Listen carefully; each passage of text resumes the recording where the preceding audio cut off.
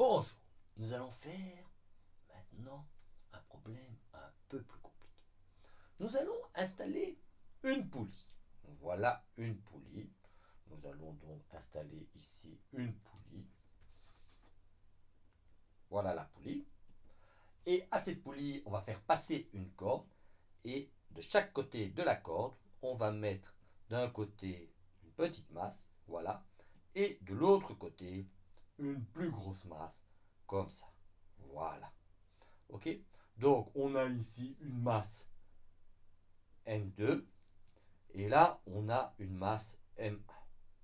On va donc supposer que la masse M1 est plus petite et on va faire passer une corde qui est reliée par la poulie. Et donc, la corde, elle va passer comme ça et elle va relier les deux objets. Évidemment, le gros, il va descendre et il va faire monter le petit. Donc, ils vont avoir une accélération A comme ça qui le fait monter et l'autre il descend avec une accélération A comme ceci. Ok.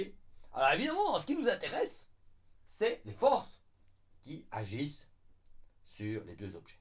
Alors il y a évidemment ici la force de gravité qui est M1G. Là, tu as la force de gravité, on va le mettre en rouge, plus joli, pilou pilou pilou. Ici, la force de gravité qui est M2G. Et on a la tension, la corde, elle retient et elle va s'exercer ici, qui est T. Et là, on a la même force T. Alors tu vas dire, pourquoi la même force T? Eh bien, parce que nous allons faire une supposition qui n'est pas innocente. Supposons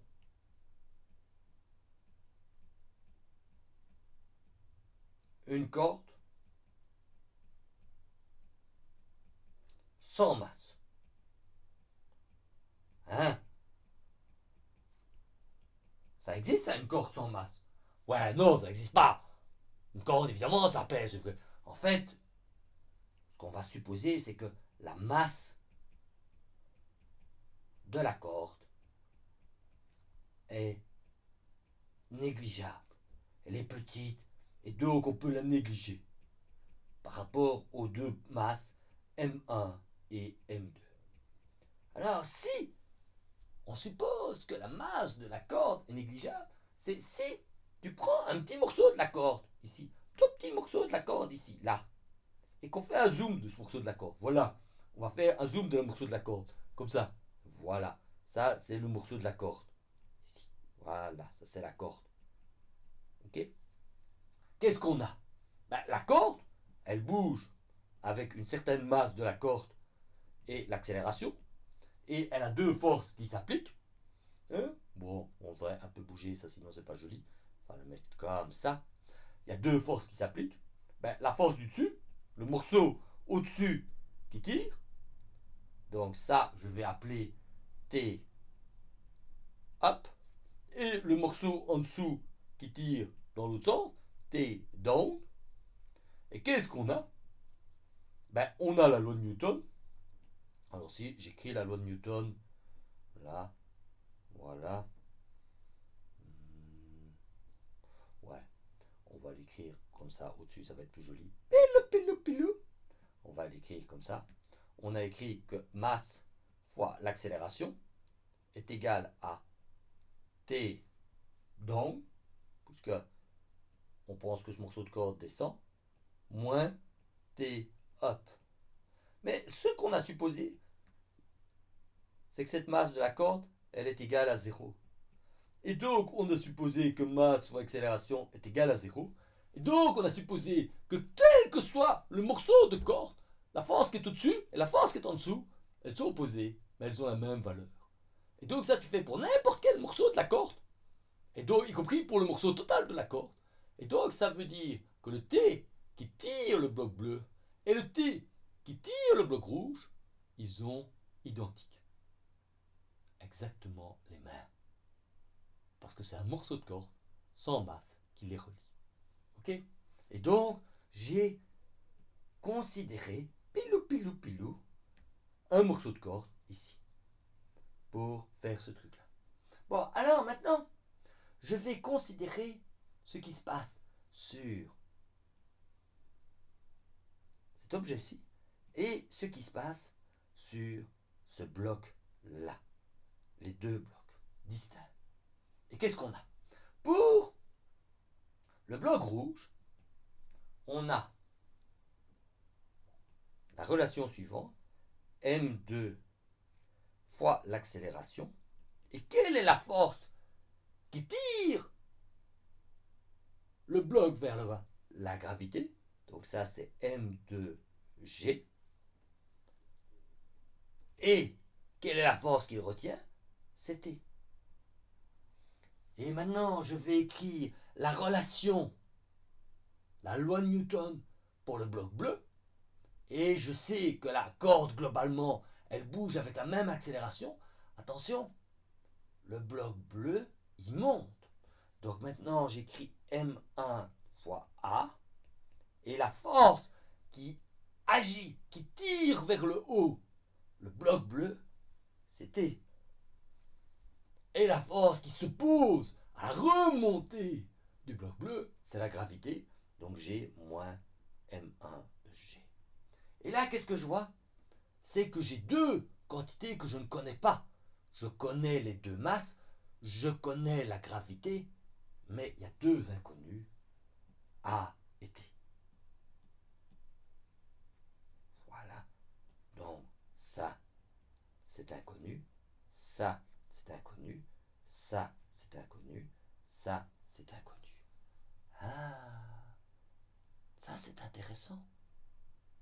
Parce qu'on a maintenant deux équations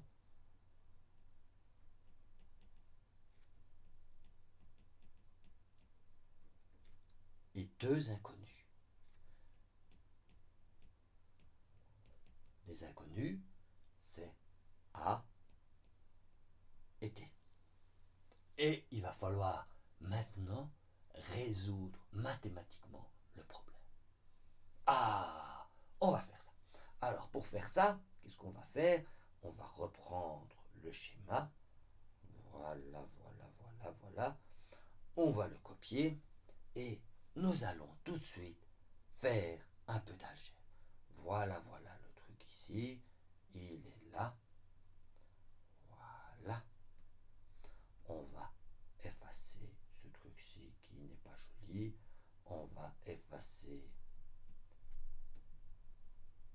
cette ligne-là qui n'est pas très jolie non plus. Voilà, voilà, voilà. Et on va résoudre notre problème. Donc, je vous avais dit deux équations à deux inconnus. On avait dit deux équations à deux inconnus. Voilà. On va donc résoudre notre problème de deux équations à deux inconnus. Voilà, voilà, voilà, voilà. Ok.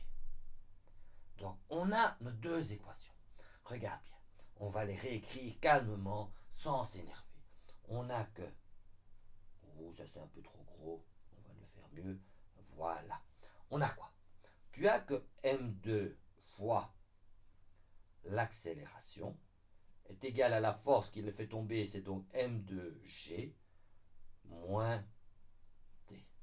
Et on a que m1a est égal à t moins m1g. Ok? Alors, qu'est-ce qu'on va faire? Eh bien, c'est très simple. On va prendre la première équation. Tu prends la première équation et à partir de la première équation, tu vas exprimer t. Donc, à partir de la première équation, tu vas écrire que t est égal à m2g moins m2a. Et ce que tu vas faire, c'est que tu vas remplacer ce t dans la seconde équation. Et donc ici, on va remplacer ça par l'expression. Donc celui-ci, c'est quoi? C'est m2g moins a. Ok? Donc maintenant, on peut regarder que de la seconde équation, ici, regarde là, de la seconde équation, on va aussi extraire t. Et on va écrire ici que t est égal à M1 A moins G. A plus G. A plus G. Et donc on a deux relations. On a la relation liée au bloc jaune et la relation liée au bloc orange. Donc on a cette relation-ci.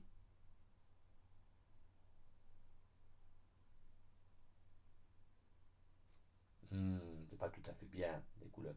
La relation liée au bloc jaune, c'est celle-ci. Et on a la relation liée au bloc bleu ou orange, qui est celle-là. Et maintenant, on va dire que ce t est unique, puisque c'est une seule variable. Et on va égaler les deux relations. La relation en jaune et la relation en orange. Et donc, on va écrire simplement pilou, pilou, pilou. Tu te concentres, Vincent. Tu ne dis pas de bêtises. Tu vas écrire simplement que M2 G moins A est égal à M1 A plus G. Et ce que tu veux calculer, c'est A. Donc tu vas mettre les A, tout ce qui est avec des A d'un côté et tout ce qui est avec des G de l'autre côté. Donc tu vas avoir A, M1, et tu fais passer moins M2A de l'autre côté, donc tu obtiens M1 plus M2. Et le G, tu vas obtenir M2 moins M1. Et finalement, tu obtiens une belle expression, tu obtiens que A est égal à G, M2 moins M1 sur M1 plus M2. Et tu vois que si tu supposes que M2 est plus gros que M1 est plus grand que M1, le A, il est bien positif, et donc le dessin, la manière dont j'ai réalisé le dessin, est bien cohérente. Ah, donc tu vois comment j'ai fait. J'ai deux équations. Dans chaque équation, j'ai trouvé une expression de t, et une fois que j'ai l'expression de t, j'ai dit que les deux t étaient égaux. Et une fois que j'ai fait ça, comme les deux t ne contiennent plus que le a, j'ai plus qu'une équation avec une seule inconnue, et j'obtiens l'expression du a. Waouh, cool! Donc j'ai l'expression du a ici. Pirlou, pirlou, pirlou. Voilà l'expression du a. C'est pas super joli, on va mieux faire le cadre. Là, comme ça. Ça c'est beau. Pilou, pilou, pilou. Tu vois? C'est piece of cake. Bon, maintenant, on pourrait le faire un peu différemment. C'est au lieu de dire que j'ai une seule expression de t, et d'extraire t des deux équations, je pourrais faire l'inverse. Et c'est valable aussi. Regarde, je peux faire ça. Youp, youp. Je reprends mon problème mathématique. Copier. Et maintenant, je vais le résoudre légèrement différemment. Qu'est-ce que je vais faire? Je vais prendre la première expression, comme la fois passée. Voilà. Et je vais écrire à partir de la première équation. Là, voilà la première équation. Je vais écrire que A est égal à quoi? À G moins T sur M2. Et de la deuxième expression, je vais écrire que A est égal à T sur M1 moins G. Et puis je vais dire que les deux A sont les mêmes, comme je l'ai fait juste avant. Et donc je vais écrire, tu te souviens? Je vais écrire que G moins T sur M2 est égal à T sur M1 moins G. Ok? Donc, si je fais passer tous les G d'un côté et tous les T de l'autre côté, je vais écrire que 2G est égal à T ouvrez la parenthèse, de 1 sur M1 plus 1 sur M2. Comme ça. Alors ça, pour quand tu additionnes deux fractions, tu les mets au même dénominateur. Et donc ça, c'est quoi? C'est M2 fois M1, M2, plus M1 fois M1, M2. Ok? Et donc, tu en déduis que 2G est égal à T de M1 plus M2 divisé par M1, M2. Et donc, finalement, on trouve l'expression de T. T est égal à quoi? À 2G M1, M2 divisé par M1 plus M2. Ok? Et comme j'ai trouvé cette expression, je lui mets un petit cadre joli comme ça. Voilà. Et j'ai donc exprimé T en fonction des inconnus. Et donc j'ai trouvé A et T. Alors tu as trouvé les deux expressions. T'es content. Tu te dis, piece of cake. Ça c'est super cool, cool. Oui, mais regarde, tu vas pouvoir faire des trucs plus malins. Tu reprends l'expression qui est ici. Voilà. Tu reprends ça. Tu la mets ici. Ok? Et puis tu prends l'expression que j'ai calculée au début. Là. Pied. Et tu la mets ici. Regarde, on va les mettre les deux là. Côte à côte. Pilou, pilou. Et on va reprendre notre système d'équation. Notre système d'équation, il est là.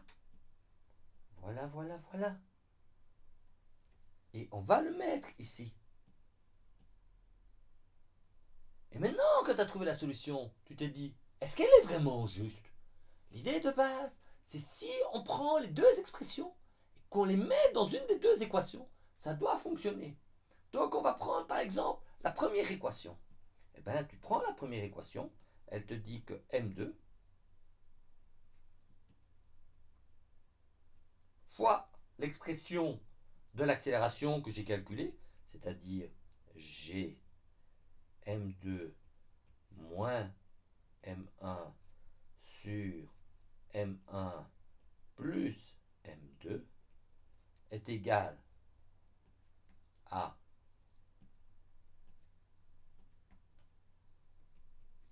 M2G moins T. Et T, c'est rien d'autre que 2G M2 moins pilou pilou 2G M2 M1 sur M1 plus M2. Et maintenant, regarde bien. On va écrire M2G pour lui mettre le même dénominateur. Donc on va écrire cette expression-ci comme M2G M1 plus M2 sur M1 plus M2. Et maintenant, tu regardes ce que donne la totalité de ce que j'ai calculé. Eh bien, la totalité de ce que j'ai calculé ici, ça, plus ça me donne quoi? Eh bien, tout sur M1 plus M2. Alors, on a 2G M2 M1 plus G M2 M2 moins 2G M2 M1. Et qu'est-ce que tu vois? Tu as 2G M2 M2. Ça, c'est M2. Regarde, ce terme-ci, celui-ci, va se simplifier avec celui-là, et donc, in fine, on obtient M2G, M2 moins M1. Et tu vois que j'ai résolu correctement. J'ai un A et un G, je le mets dans l'équation et ça marche. It works. Tu as le résultat. It works. Et tu vois que j'ai résolu ça sans mettre aucune valeur numérique, en le faisant uniquement avec les symboles. Alors maintenant, on pourrait faire quelques petits calculs numériques et enfin calculer ça dans des cas numériques. Mais maintenant uniquement, quand j'ai fait l'algèbre symbolique, je vais faire des cas avec des valeurs numériques. Et vous allez voir que ça va être so easy. Donc je reprends mes deux expressions là. Voilà, voilà, voilà, voilà, voilà. Je les copie. Pélo. Et maintenant, nous allons faire quelques cas avec des valeurs numériques. Premier cas. Supposons que les objets ont le même poids. M1 est égal à M2 est égal à une même masse M. Eh bien, qu'est-ce que tu vois?